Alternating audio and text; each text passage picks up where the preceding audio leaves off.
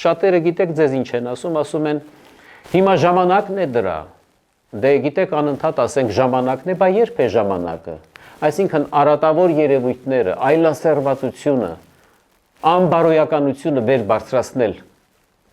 Պիտի նայես բա երբ է ժամանակը, ինչքան նորից լռել ու սպասել, երբ է դրա ժամանակը, դուք ասեք, կա հատուկ ժամանակ։ Պարոն Վարդապետյան, օրինակ եկեղեցուց ասում են, որ մի խառնվեք մեր գործերին, մենք ինքներս կհասկանանք, պետք է անդրադառնալ, պետք է։ Չէ, ներեցեք, իսկ եկեղեցին պիտի խառնվի պետության գործերին, զբաղվի ամեն ինչով բացի իր գործերից, իսկ երբ որ բանը բանից անցնի, պիտի իրենց կարգի հրավիրելու գործընթացը չլինի, թե խառնվում են իրենց գործերին։ Դե սահմանադրություն գոյություն ունի, ասում են։ Առավել եւս, իսկ սահմանադրությունը թույլ տալիս է ինչ որ տեխնացուի աջակցություն հայտնել, շարժումներ ծավալել, հեղաշրջման կոչեր անել։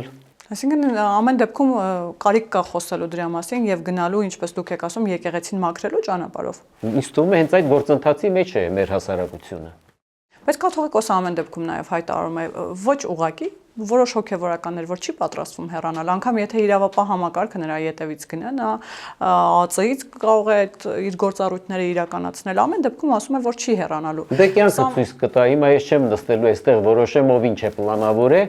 կոնկրետ որպես հասարակության գիտակից, ակտիվ, ճանաչված անդամ ես իմ խոսքը ասեցի։